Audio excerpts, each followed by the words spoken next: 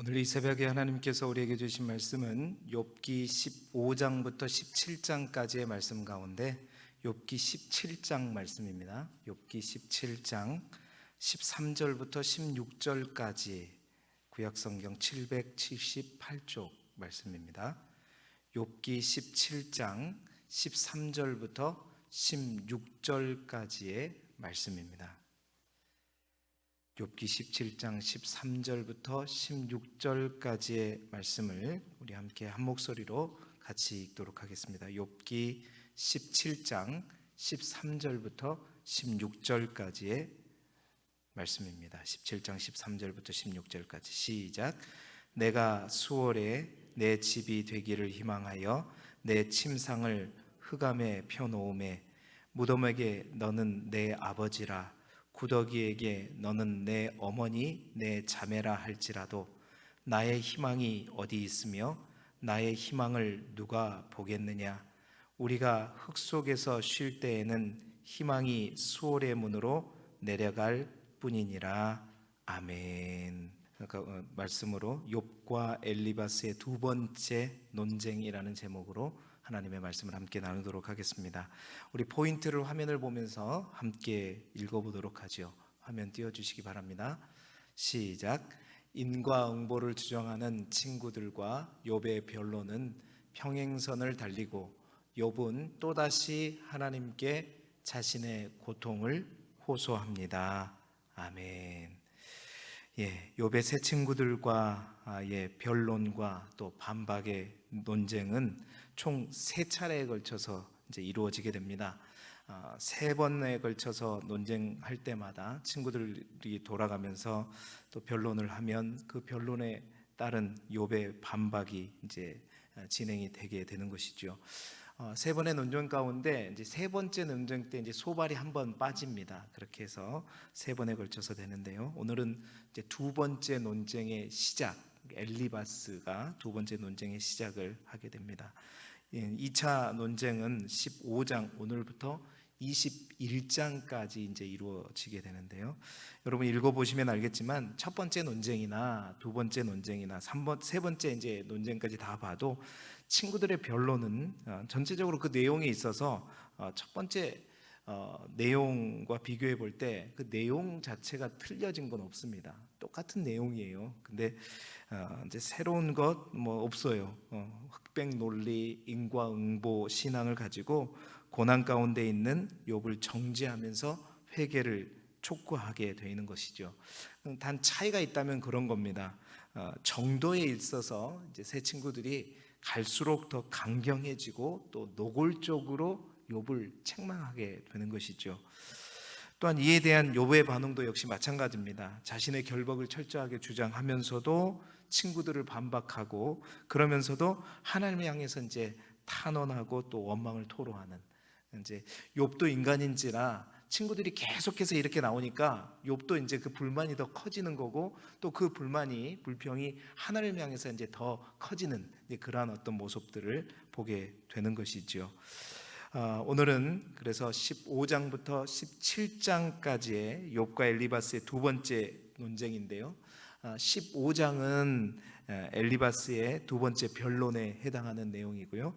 16장, 17장은 우리가 지금까지 봤던 패턴대로 이제 욥이 엘리바스의 그 책망에 대해서 반박하면서 역시 이제 누구를 향해서? 하나님을 향해서 나아가는 내용. 그래서 항상 똑같습니다. 오늘 15장은 엘리바스의 이제 변론이고 16장, 17장은 엘리바스를 향한 욥의 반론과 함께 이제 하나님을 향해서 탄원하는 이런 내용으로 되어 있는 것이죠.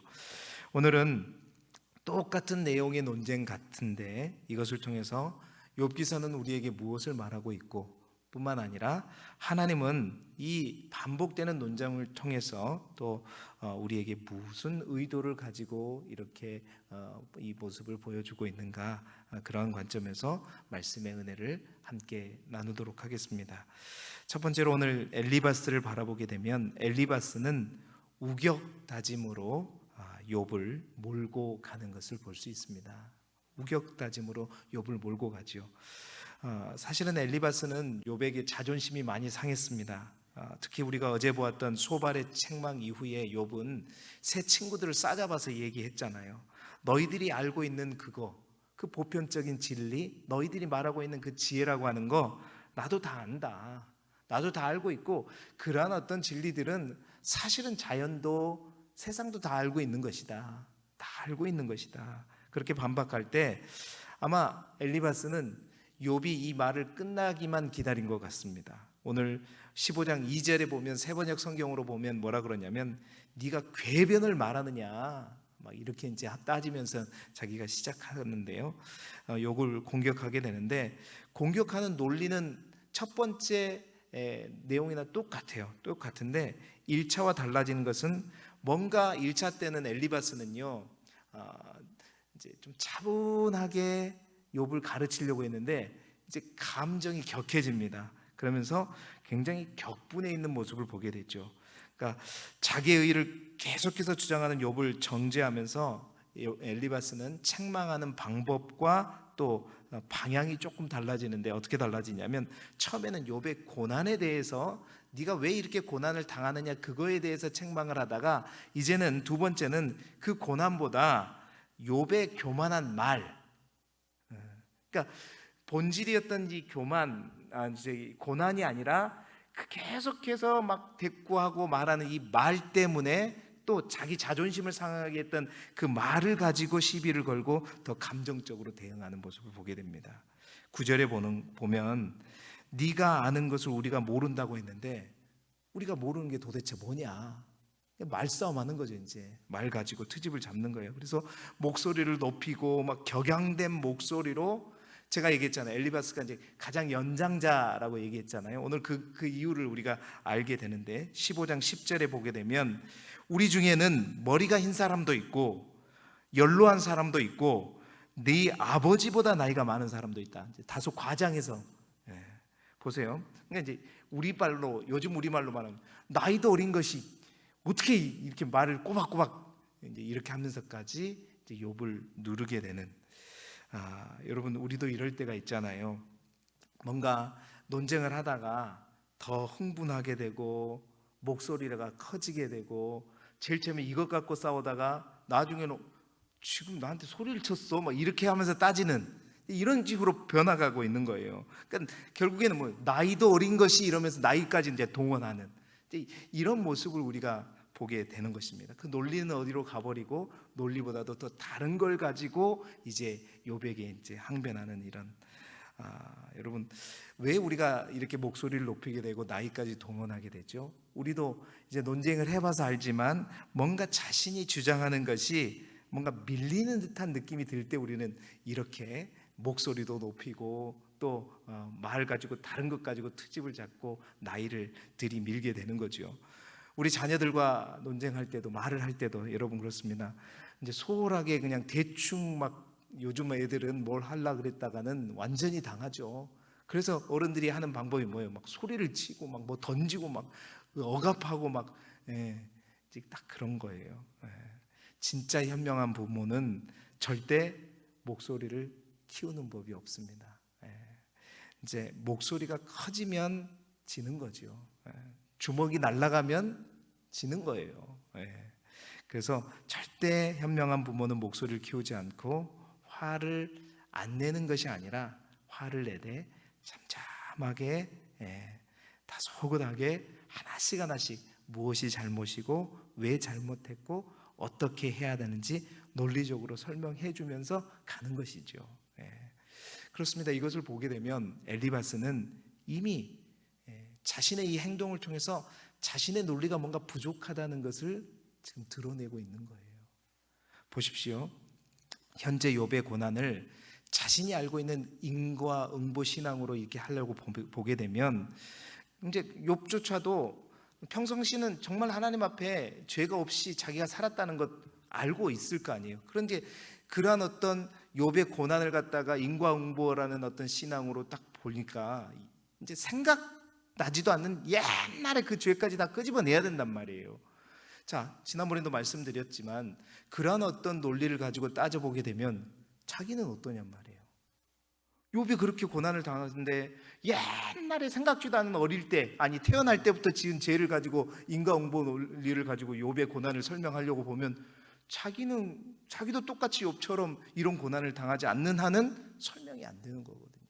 뿐만 아니라 반대로 지금 뭔가 그러니까 이렇게 고난당하고 고통하는 사람들이 다 그들의 말대로 악인이고 죄인이다라는 논리를 주자면, 뭔가 잘 돼가고 떵떵거리고 사는 사람은 정말 제대로 사는 사람들이고 선한 사람들이고 의인이라는 결론이잖아요. 그러니까 자기의 어떤 논리의 한계를 자기도 뭔가 느끼고 있는 것입니다.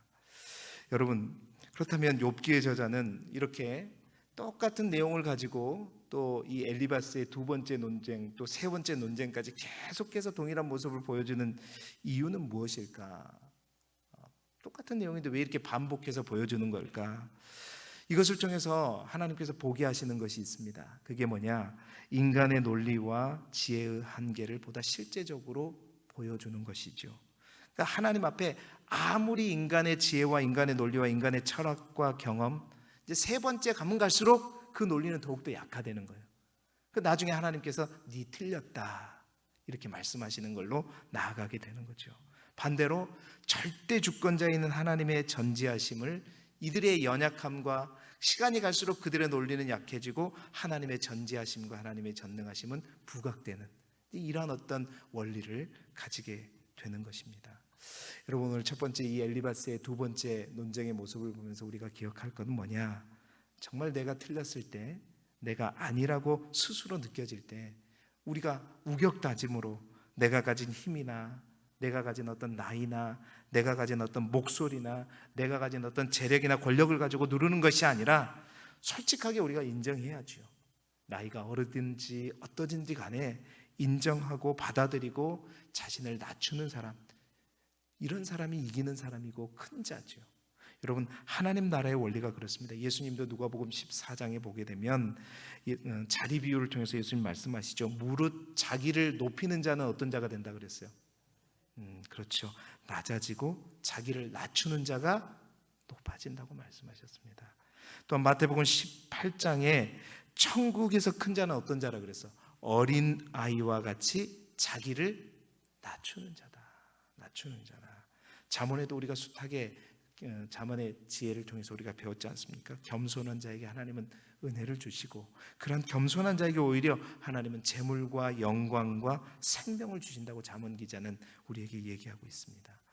여러분, 우리의 힘을 막 우격다짐으로 써가면서 우리의 주장을 펴가는 것이 아니라 힘을 빼는 자, 정말 부족하다, 연약하다, 쪽팔리다 이렇게 생각하지 말고 나이에도 불구하고 아니라고 생각하면 인정해주고 힘을 빼는 그런 모습을 통해서 더욱더 여러분 모두가 더 큰 자가 되시기를 주님의 이름으로 축복합니다.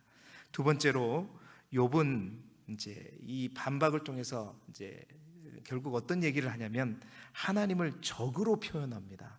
하나님을 적으로 표현합니다. 욥의 반박도요, 처음 시작할 때 보게 되면 다소 감정적인 엘리바스의 우격다짐에 감정을 호소하면서 욥이 처음으로 이제 반박을 합니다. 지금까지는 욥도 똑같이 논리로 했거든요. 근데요, 16장 2절에 보면 엘리바스를 포함한 친구들에게 욥은 어떻게 말하냐면 너희는 재난을 주는 위로자들이구나. 여러분, 재난을 주는 위로자들, 이게 이제 모순어법이에요. 재난과 위로하고는 전혀 반대되는 개념이잖아요. 근데 이 반대되는 단어를 통해서 그들의 부족함을 강조하는 방법이죠. 예를 들면 우리가 그런 표현 많이 쓰잖아요. 돌팔이 의사다.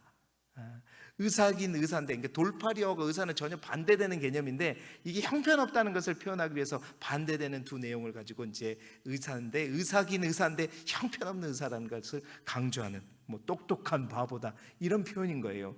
재난을 주는 위로자들이구나 이렇게 표현하면서 4절에 보면 만약에 너희 마음이 내 마음의 자리에 있다면, 이 말은 뭔 말이냐면 너희 마음과 그러니까 너와 나를 입장을 바꿔놓고 생각한다면, 그러니까 만약에 내가 너희라면, 그러면서 욥도 감정을 호소하는 말을 처음으로 해야 돼요. 뭐라고 얘기하냐면 5절에 보십시오. 나라면 입으로 너희를, 내가 너희 위치였다면, 입장을 바꿔놓고 너희 입장이었다면 난 이렇게 했을 것이다. 입으로 너희를 강하게 하며 입술의 위로로 너희의 근심을 풀었으리라. 그러니까 욥이 계속해서 자신도 이렇게 논쟁하면서도, 그러니까 욥이 뭘 원하고 있는지 욥이 말하고 있는 거예요. 그러니까 너의 입을 통해서 나를 누르려고 하지 말고 나에게 좀 뭔가 힘이 되는 말을 좀 필요하다. 나를 위로하고 나의 근심을 좀 더 떨쳐버리는 그런 말을 해줄 수 없냐. 내가 너희라면 나도 이렇게 얘기할 텐데 너희들은 왜 자꾸 나를 이렇게 논쟁하고 나를 부수고 나를 더욱더 무너지게 만드느냐 얘기하고 있는 것이죠. 그러면서 이제 욥이 16장 6절부터 16절까지 고난의 원인을 이제 그들이 아니라 하나님께로 다시 돌리면서 하나님께 뭐라고 얘기하냐면, 하나님을 자신을 인정사정 없이 다루시는 어떤 적으로, 또 원수로, 적군으로 묘사합니다. 그래서 하나님께서 적이 되셔가지고 나를 이렇게 막 맨날 죽이려고 하고 나를 무너뜨리려고 하시니까 친구들도 나를 이렇게 다 무너뜨리려고 하는 것이다 이러면서 하나님 앞에 토로하면서 나아가게 되죠. 그래서 하나님을 어떤 모습으로 묘사하냐면요, 한번 이제 집에 가서 읽어보세요. 아무 이유 없이 무조건 달려와서 자기에게 시비를 걸고 넘어뜨리고 자기를 꺾어버리는 그러한 어떤 적으로, 적군으로, 원수로 표현해서 설명합니다. 여러분, 여기서 우리는요, 또한 욥의 1차 논쟁이나 2차 논쟁이나 반박하는 그 내용 속에서 하나님께 기도하는 내용은 동일해요. 그런데 왜 욥이 이 반복되는 이 반박을 하나님께서 또 욥기의 저자는 소개하는 것일까? 하나님의 의도가 뭔가를 우리는 보게 됩니다. 욥의 생각대로 하나님께서 욥의 적이 대해서 계속 씨름을 걸어 비참하게 만드는 이유는 뭘까? 그 이유를 우리는 이제 창세기 32장에 있는 야복강에서 하나님과 씨름하는 야곱의 모습을 통해서 우리는 그 해답을 찾을 수 있는데요. 여러분, 야복강에서 하나님과 씨름한 야곱, 여러분 아시죠? 그 사건을 통해서, 그 사건을 전후로 해서 사실은 야곱이 전과 후가 완전히 달라지잖아요. 그 전에는 속이는 자였지만 하나님께서 축복해 주셨어요. 외적으로는 굉장히 복받은 사람이었습니다. 결국 속이는 자였지만, 그러나 그 야복강의 그 하나님과의 그 씨름을 통해서 그 이후의 야곱의 모습은요, 이제 그러한 축복을 받을 내면을 변화시키는 사건의 시작이 어디서부터 시작되냐면 그 야복강의 씨름을 통해서 이제 시작되는군요. 그 야복강의 씨름을 통해서 야곱은 철저하게 하나님과 씨름하면서, 그러니까 그 씨름하는 천사가 철저하게 야곱을 막 이 야곱과 씨름하면서 야곱은 자기의 의와 자기 어떤 것들 힘들을 내려놓고 하나님 앞에 항복하게 되는 그러한 과정을 통해서 그 내면이 내적으로 변화되는 그러한 순간을 갖게 되고, 그 다음부터 야곱은 이제 다른 인생을 살게 되는 것이죠. 여러분, 야곱도 오늘 욥도 마찬가지입니다. 하나님께서 왜 이렇게 적군이 돼서 욥에게 씨름을 걸고 넘어뜨리려고 하고 막 원수처럼 적군처럼 끊임없이 공격하느냐? 결국은 뭐 때문이냐면 욥에게 있는, 욥이 결백하지만 욥에게 있는 그 자기의라고 하는 것, 하나님은 그것을 지금 깨기 위한 작업을 하고 계시는 거예요.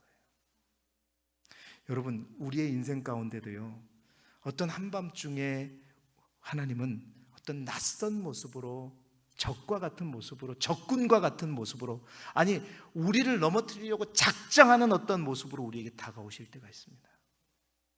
하나님 그 모습 그대로가 아니라 다른 여러 가지 모습을 통해서 우리에게 씨름꾼을 보내는 거죠. 때로는요, 배우자가 그런 인물일 수가 있습니다.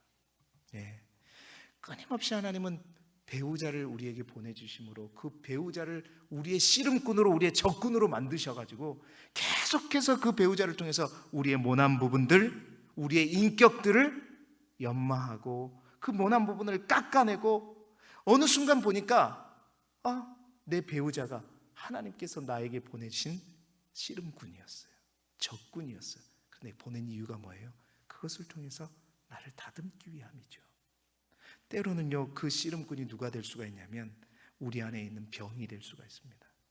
고질적인 어떤 병들, 또한 갑작스럽게 나오게 오는 생각지도 않은 어떤 육신의 연약함들이 하나님께서 나에게 나의 적군으로 또한 나의 원수로 나에게 보내가지고 그것을 통해서요 끊임없이 내가 그것과 싸우다가 온 힘, 나에게 있는 모든 힘이 빠지게 돼요.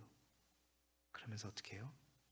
나에게 있던 나의 의가 무너지게 되고 뭔가 하나님 앞에 내가 뭔가 고개를 들었던 그 고개가 낮춰지게 되고, 그 병으로 인해서 내가 하나님 앞에 더욱더 축복받을 수 있고 성숙되어지는 그런 어떤 원인으로 요소로 삼게 되는 거죠. 결국 그 병이 그 속에서 야복강에서 하나님 야곱이 뭘 봤다 그랬죠? 하나님의 얼굴을 보았다. 그래서 브니엘이라고 그 장소를 이름했잖아요. 결국 보니까 그 병이 병 속에 뭐가 있는 거예요? 하나님의 얼굴이 있는 거예요. 그것을 통해서 나를 깨우치고 나를 다스리고 하나님 앞에 항복하게 하는 뿐만 아닙니다. 자녀와 사업도 마찬가지죠. 어느 날 하나님께서 그것을 통해서 우리에게 씨름을 걸어오셔요. 왜? 하나님 앞에 나를 항복하게 하기 위해서. 그렇습니다. 하나님은요 먼저 우리를 넘어뜨리기를 원하시죠. 적군까지 되어주셔서. 왜요? 넘어뜨린 후에 우리를 다시 일으키기 위해서인 것입니다. 온전히 하나님의 당신의 아름다운 백성으로 하나님께서 세우시기 위해서 하나님은 어쩔 때 한밤중에 우리에게 씨름을 걸어오시고 그를 통해서 우리를 깨어뜨리고 넘어지게 하고 부러뜨리게 하고, 이러한 싸움을 계속해서 우리에게 걸어오셔요. 그때 그 싸움 속에서 우리가 진정으로 이기는 방법은 뭐냐? 우리가 완전히 하나님 앞에 항복하는 그 순간, 그때 하나님은 우리에게 져주셔요. 그게 야복강의 야곱과의 씨름인 겁니다. 계속해서 하나님을 이렇게 맞서는 것이 아니라 그것을 통해서 다른 것에 손들고 항복하는 것이 아니라 하나님께 항복할 때 하나님은 결국 이제 져주셔요. 그리고 그때부터 우리를 회복시켜 가는 것이죠. 욥도 지금 그러한 과정을 겪고 있는 겁니다. 알아요, 하나님은 결백하다는 거. 그러나 자기 안에 있는 그 조그만 그 의조차도 하나님은 부수기 위해서 계속해서 욥을 공격하고 있는 것처럼 느끼게 하시는 것이죠. 자, 세 번째로 욥은요 오늘 성경에 보게 되면 완전한 절망을 하나님께 고백합니다. 나중에 한 번 더 자세히 설명하겠지만 17장 마지막에 욥은요 하나님 앞에 수월이 내 집이 되기를 희망합니다. 수월이라고 하는 것은 죽음을 말하는 거죠. 그냥 수월이 내 집이 되기를 원하고 그 수월에 있는 모든 것이 나의 아버지가 되고 수월에 있는 구더기가 나의 어머니가 되고, 이렇게, 그러니까 그냥 수월이 내 안방처럼 되기를 원합니다. 이렇게 완전히 절망하는 모습을 보이게 돼요. 그런데 여러분, 이 수월이라고 하는 것, 죽음이라고 하는 것, 이제 제가 수요일에도 얘기했지만 이때 욥의 시대는 어떤 배경을 갖고 있냐면 족장 시대예요. 아브라함, 야곱, 이삭, 이때 시대의 배경을 갖고 있습니다. 아마 욥은 그때 사람으로 여겨져요. 그때 당시에 있었던 신학적인 개념에 있어서 죽음이라고 하는 건 뭐냐면 모든 것의 종결이요 끝을 의미합니다. 다시 말해서 욥이 죽음을 얘기하는 것은 하나님 앞에 내가 자살하겠다 하는 요즘에 그런 말을 표현하는 것이 아니라 이 고난을 돌파할 수 있는 방법이 아무리 봐도 자기가 볼 때는 뭐밖에 없는 거예요. 죽음이라고 하는 방법밖에 없는 거예요. 그런데 여러분, 오늘 17장에는 그 죽음을 절망적으로 이제 표현하면서 내가 그냥 죽는 방법밖에 없다고 얘기하지만 계속해서 욥의 이 반박을 보게 되면, 우리가 엊그제 봤던 14장에 보게 되면 소발의 반박 이후에 그는 뭐라고 했냐면 수월에서 나를 감추시고 진노에 끝날 때까지 그 수월에서 나를 숨기시고 그 후에 나를 기억하소서. 여러분, 그 당시 족장 시대에 이런 어떤 믿음, 이런 신학은요 있을 수가 없어요. 수월이라는 건 끝인데 그 끝에 속에서 나를 숨겨달라, 나를 감추어달라, 그리고 그 이후에 이게 지나가면 하나님 나를 기억해 주십시오. 여러분, 이게 뭐냐면 끝이라고 하는 죽음 속에서 소망을 얘기하고 있는 거예요. 잘 보세요. 앞으로 계속해서 보세요. 그 당시 신학으로는 갈 수 없는 이 성령 안에서 이 고난 가운데 욥이 화해해지는 고백을 보게 되면요 정말로 하나님의 음성을 듣게 돼요. 끝이라고 여겨진 수월 속에서도 새롭게 발견되어지는 희망을 보는 그런 어떤 성령의 깨달음을 느끼게 됩니다. 어제 12장 22절에 어두운 가운데서 은밀한 것을 드러내시며 죽음의 그늘을 광명한 대로 나오게 하신다. 여러분, 이 놀라운 깨달음은요, 욥이 정말 이 엄청난 아픔과 고난 속에서 성령의 음성으로 듣고 있는 거예요. 뿐만 아니라 얼마 전에도 얘기했지만 이 가운데 하나님과 나 사이에 뭔가 대적할 수 없는 이 사이에 중보자를 요청하고, 오늘도 제가 시간이 없어서 말 못하지만 그 중보자를 얘기하는 문구들이 나와요. 16장, 17장에 보게 되면 이 중보자의 이 모습을 통해서 누구를 보는 거예요? 하나님과 우리 사이에 있는 예수 그리스도의 모습을 보게 되는 거예요. 그 당시에는 그런 개념조차도 없었을 때 이 반복되는 욥의 반복, 욥의 이 반박을 왜 성경은 계속해서 얘기하고 있느냐? 그 속에서 도저히 그 당시에 깨달을 수 없는 영적인 깊은 원리들을 누가? 욥이 깨달아가고 있는 거예요. 사랑하는 성도 여러분, 하나님은 우리에게 계속해서 씨름꾼을 보내시는 이유가, 계속해서 욥이 또 그것을 통해서 하나님 앞에 토로하고 원망하게 하는 이유가 뭐냐? 그것을 통해서 욥을 완전히 죽이시는 거예요. 수월까지 맛보게 하시는 거예요. 그 내가 다 죽었다, 완전히 영적으로 수월까지 맛보게 하신 이후에 자기의 의를 다 죽이고 그 가운데 다시 회복시키시는 하나님의 놀라운 영적인 원리를 지금 만들어가고 있는 것입니다. 사랑하는 여러분, 주께서 사랑하시는 자에게 하나님께서 왜 고난을 허락하시겠습니까? 그 고난을 통해서 우리를 죽이려고 하는 것이 목적이 아닙니다. 분명히 그것을 통해서 우리를 다시 살리고 일으키시고자 하는 목적이 있는 거예요. 여러분, 믿음의 눈을 뜨시고, 혹 오늘도 여러분 앞에 씨름의 상대가 병이 될지라도 무엇이 될지라도 여러분, 그것을 통해서 병과 싸우는 것이 아니라 병과 싸우되 하나님께 항복하는 씨름꾼이 되시기를 바랍니다. 씨름은 이기기 위한 건데 항복하는, 이것도 모순어법이죠. 항복하는 싸움꾼, 그 싸움꾼이 될 때 진정으로 여러분은 죽음에서조차도 일어설 수 있고 모든 연약함 속에서 다시 일어날 수 있는 욥과 같은 자, 그 욥의 인생이 혹 우리에게 고난이 닥쳐올지라도 그 갑절의 복으로 하나님의 영적인 깊은 것까지 깨닫는 저와 여러분이 되시기를 주님의 이름으로 축복합니다. 기도드리겠습니다.